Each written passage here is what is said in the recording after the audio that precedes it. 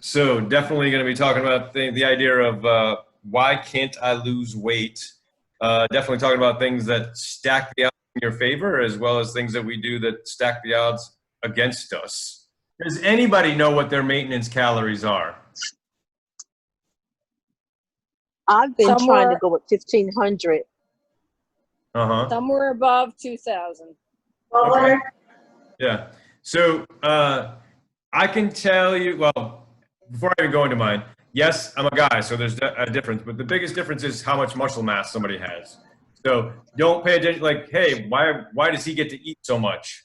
It's because of muscle mass, basically. But more importantly, I know exactly, like, I know if I eat 3,000 calories, I can maintain. If I eat 3,500 calories a day, I put a pound on a week. If I eat 2,500 calories, I take off a pound a week. And I'm crystal clear with that. And if you're not, and as I said, like, can you lose weight without knowing that? You can. But again, we're talking about things that stack the odds in your favor or against you. So knowing exactly how many calories is your maintenance and how much you need to cut is having that crystal clear makes a big difference. Can stack the odds in your favor. So if you guys that are in the members area, like, that is all laid out in that first video. So again, if you haven't done that, I would say, okay, let me make things easier for myself and go do that and have that crystal clear. One of the other common ones, I'm eating so much better. Why aren't I losing weight? And usually that's some version of this. They weren't tracking their weight before, but then they started a new program, and so they start tracking their weight. But the reality is their habits prior to that were probably going to put on 12 pounds in the next year. They improved a lot, but their new habits probably only has them putting on 6 pounds in the next year. Are they going in the right direction? Yeah, they're going in the right direction, but what's going to happen when they step on the scale and they see they actually gained a pound or stayed the same when they're doing so much better? You know, and I think it's realizing that's for a lot of people where, like, yeah, they were on track to probably put 12 pounds on the next year. They're doing better, but now they're still, they're going to put less on, or maybe they're going to maintain, but they're not at the point where they're losing. So that's something to be aware of. And as we go through this, if you guys any questions, any comments, definitely let me know. Who has ever been guilty of or is guilty of got to do my hour or two on the treadmill every day? I would say, especially if that's something you don't enjoy and you feel like you need to do, it's going to raise stress hormones. It's going to lower metabolism. And that said too, can you outwork out a bad diet? Realizing that, and not everybody, just about everybody's probably guilty of it at some point, of, I'm going to do this workout so I can eat whatever I want. Or, so no workout, even the best of workouts, is not going to outdo a bad diet. I think it's important to know that. Lots and lots of excessive exercise or lots of cardio, especially something that you don't enjoy, is probably going to give you more stress hormones and probably going to lower your metabolism to where the point is it's probably actually working against you rather than for you. Another common one is off the wagon weekends. So the reality is you could be super good all week. You could be even super good 6 days a week. But if you have one really bad day or 2 really bad days, that is easily enough to counter all those other good days. And so to realize that. And a lot of times people genuinely feel like, I'm doing everything. But then when you talk to them and they're like, oh, well, yeah, I'm only doing that 50% and I'm only doing that 75%. So taking kind of a step back sometimes and just going, all right, what am I really doing for the week? Yeah, maybe I had a good day here and a pretty good day here and a good day here, or maybe I had a marvelous week, but am I sabotaging it at some point? And again, not all you guys are doing always, but these are some common ones.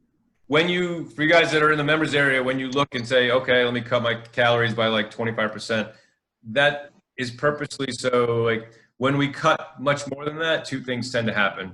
We tend to slow our metabolism down, but we also tend to create cravings. So a couple things. All right, our metabolism's slowing down. So cutting those calories is actually that many calories, more than 25%, is going to actually make it easier for me to put weight back on and tougher to lose it in the future. But also cutting them too much is more likely going to create, I'm doing good, I'm doing good, I'm good, and then make up for it and more. So you're much better off, cutting it. And it does take time and takes experimentation to say, hey, where is that 25%? And where is it that I can really enjoy it? Like I'm literally, like I'm happy with my food. I'm happy with my day in, day out. I don't feel deprived, because when you feel deprived and you feel starved, you will make up for it. One way, mindlessly or mindfully, you will make up for it and more. So, to really keep experimenting and finding like, okay, let me really create a meal plan or a set of meal plans that really works for me, where, okay, yes, I am 25% below my maintenance, but I truly am enjoying the day and feel satisfied with my food. And I can speak from experience, even for myself, that took, it took me 6 months of experimentation to really find that. Now, yeah, it did pretty good. But now, like after like 6 months of experimentation, to really say like, okay, yeah, I could eat like this forever and be perfectly happy. You guys that are in class, we definitely do strength training. Well, and I'll talk about that. So, because muscle definitely matters, and typically in a good strength training program, you'll probably put on a pound a month of muscle, of good muscle. And as I say that, I always use don't worry, you're not going to end up looking like Arnold Schwarzenegger in his prime. But if you put on 5 pounds of lean muscle, I forget, I'm actually going to do a article on it, but it makes a huge difference in how much you can basically raise your maintenance calories and still actually either lose weight or maintain. You guys in class, we're definitely working that. So that said, I would say everybody gets to the point where we tend to, at first, just going through the motions and you feel always sore muscles. But after a while, we tend to just, even the best of us tend to go through the motions. So catch yourself going through the motions and go, okay, if the words go through your head or out of your mouth any day, we're like, oh, yeah, I wasn't sore from the last workout at all. Okay, I can push it a little bit more next time. I can push it a little bit more next time. Two things. When strength training, all right, yeah, know when you can push it a little bit more. Also, high intensity. So on the high intensity parts, all right, let me really, if you've been doing stuff for a while, okay, let me now push it. All right, can I push it a little more? Can I push it a little more? And when I say push it, I would say a good guideline is push it as far as you can where you're nose breathing. Because that's another one, when we tend to work out, a lot of times out of shape and haven't done stuff, we will think we need to push it, and we're doing a lot of mouth breathing. You hear me say it a lot, but to reinforce it, nose breathing keeps you in fat burning zone. When you're doing mouth breathing, it takes you out of the fat burning zone. So pushing it past that is actually, again, working against you and tends to not only push you out of fat zone, but tends to crash your metabolism as well. So yeah, up and down as far as like, okay, work some strength, work some steady, work something intense, kind of the way class is designed. In those intense moments, push it as hard as you can with your nose breathing. Another common one that gets people in trouble is everything in moderation. How do most people do? People that really say that all the time, in my experience, everything in moderation is not really in moderation that really works for them. And I'm definitely not saying everything got to be perfect. As I've been saying, and I actually want to do a post. My daily food plan includes 4 ounces of Haagen-Dazs and 8 ounces of Coke.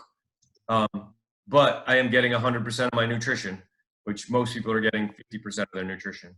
So I'm not saying you should or shouldn't have Coke or Haagen-Dazs or anything like that, but I am saying figure out how you can get 100% of your nutrition and lose weight if you want to lose weight and enjoy it, which takes some effort and some creativity. So be careful if you're like, yeah, everything in moderation. Next one is, it gets a lot of people in trouble and stacks the odds against them, is that even if they're working out, that's the only time they basically move. Again, not saying this is you guys, but a lot of times that where literally the rest of their day they're sitting at the desk or sitting on the couch or lounging around the rest of the day. So I would encourage you every hour move, and I'm not saying go for a jog but move, and that makes a big difference. So when you've been sedentary for more than an hour, fat storing starts kicking into overdrive. When you've been active and you eat, that food more likely goes to energy and muscle. Number next on here is diet food and diet soda. So I haven't run into it with any of you guys, and so I don't know if any of you guys do this or not. I don't think so, but still it's common. I've definitely had people come into my program in the past. They're like, literally all they ate was like frozen diet dinners and diet soda, and they thought that was the best thing they could ever do for themselves. And I think all you guys know better. But still, throw it out there. Towards that too, literally, I don't know if anybody's still got a diet soda habit, but when you look at all the data and the results of studies, it's kind of interesting to find that somebody's eating the same exact thing and having soda, and diet soda shows no difference in weight. So it shows no difference in improving weight. It shows no difference in improving diabetes, and diet soda actually shows worsening in health results. If you or anybody who's got a diet soda habit, I would encourage you you're not doing yourself any good, and you're doing for weight or diabetes, and you're doing yourself some harm for your health. Most of us think of sleep gets way down on the priority list, and I'm kind of guilty, and I feel guilty about some of you guys, like, because nobody here's at the 5 a.m. class, but still, you guys are getting up in the morning and working out with me, and I'm sure if that's affecting some of your sleep. But to realize that if you're not getting a quality matters too, but if you're not getting quality 7.5+ hours sleep, like that really can have a huge effect on weight gain, can have a huge effect on health. Hoping or hinting to your friends and family that they'll sabotage you. One of the ways I think people put that into better perspective is like to realize how much they probably do it. For people that have ever given their kids or their grandkids junk food, candy, or fast food, and some people are not guilty of that, but most of us are guilty of those kind of things. Again, giving kids junk food, fast food, candy. Why? To make them happy and to get them off our nerves. And sometimes our spouses and significant others do the same thing, not because they're trying to sabotage us, but because they're trying to calm us down. They're trying to make us happy. So recognize that and clearly communicate if you really want something else. Another thing that gets people into a lot of trouble is no routine. They're just winging it. No planning, no prepping. And I think even if you do it, I think everybody realizes when you think about it, yeah, if you're winging it, your odds get stacked against you. Towards that, like, I don't have time. If you've ever done it in the past, or anybody else you know who's done it in the past, they probably don't have less stress than you. They don't have any more time than you. A lot of times they're more stressed than you and a busier schedule, but the people that do it figure it out. Again, yeah.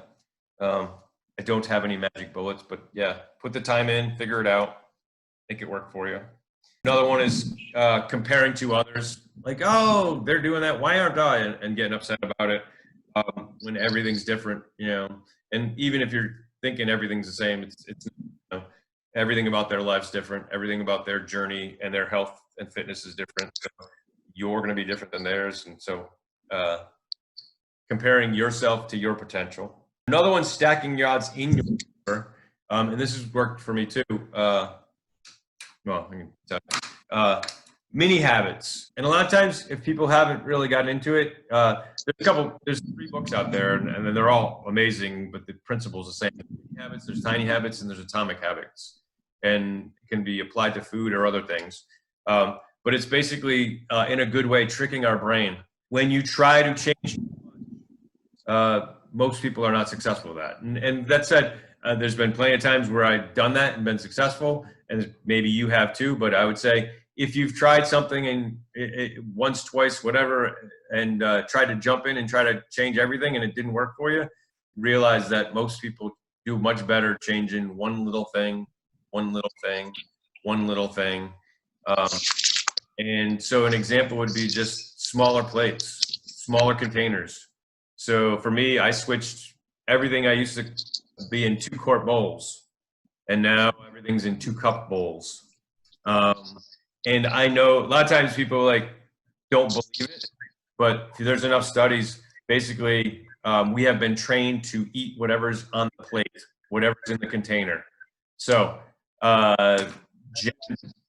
most of us, when you got enough of us, will eat 92% of whatever's on the plate.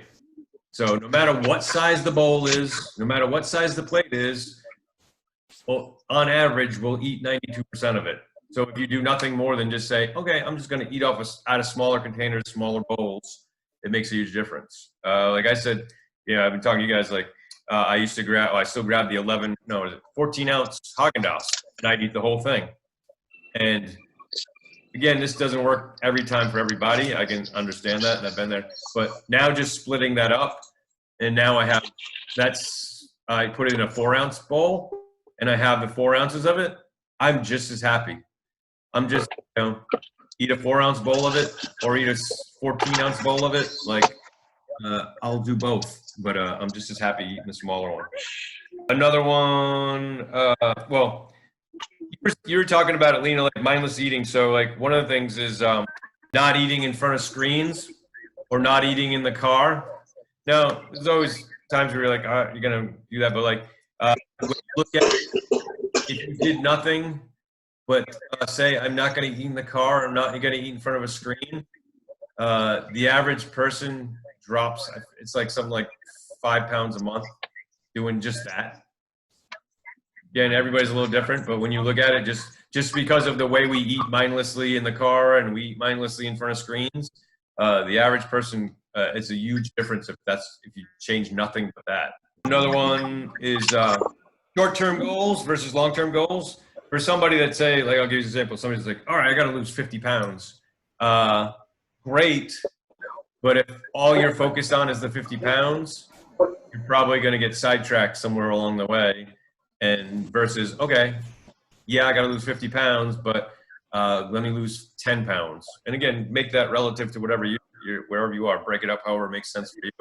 But and it might not even be pounds. It might be okay, let me get into this dress size, and then let me get into this dress size. Or it might be let me change my measurements by this much, whatever it is for you. Towards the finish your plate, in this country, we have definitely been, and we all know it, but I don't think we realize how much we've gotten supersized for food. But even to the point where we realize that, when we go to the restaurant, giant bowl and giant serving. But even the stuff we consider small, I don't know how anybody has ever seen stuff compared to Europe and compared to other stuff. So how does our small servings compare to Europe? They're giant. So even our small servings, the stuff we buy in the grocery store, the stuff we have in restaurants, even our small servings are still giant compared to not just Europe, but the rest of the world. And to realize that. So a lot of times we hey, I'm doing so much better. Yeah, but you're still small serving is still a giant serving to the rest of the world. Shakes and bars. So as a personal trainer and what I do, a lot of times you hey, will you support this protein shake? Will you support this bar? And I think I might have seen 1 or 2 over the years that I might even think about, but 99% of the time, I wouldn't even, you couldn't pay me to drink this stuff or eat this stuff. And most people, when I just say, hey, look at the ingredients label, and most people are like, nah, yeah, that's probably not good for me. So if anybody's thinking, hey, I'm doing a bar, any kind of protein bar, health bar, weight loss bar, or shake or anything like that, I would definitely look at the label. And if you're ever questioning it, let me know. And wrapping it up, if we got enough internet bandwidth, anybody's got any questions that I can hear? So what's a true small size? I'm not talking about whether I recommend yogurt or not. Like our small yogurt cups are probably twice the size of yogurt cups in the rest of the world. I used to make stir fries with rice all the time. And my stir fry from rice was probably at least a quart. Where, you know, in the rest of the world, a serving of rice was like barely fit in the palm of your hand. Yeah. So like, you know, yeah, I was eating a serving of rice when a serving of rice is, you know, that, you know, because a lot of times even that comes up as an argument, like, oh, come on, look at the Japanese and the Asians and the, you know, all these people that eat all these, you know, all these carby things and rice. I'm like, look at their servings. Yeah, they're tiny. And they're, again, we get accustomed. They're accustomed to that and they're happy with it. We've become accustomed to a lot more, and so we have to retrain ourselves to become accustomed to. And again, definitely don't want to deprive anybody or feel like you're starving. You got to figure out, okay, how can I retrain myself and develop a meal plan that works for me, works for my weight, works for my fitness, works for my health, and I'm happy with. I'm going to wrap it up. But again, if you have any questions anytime, always let me know. I hope that helped. Yep. All right. Have a good night. See everybody Wednesday morning for abs.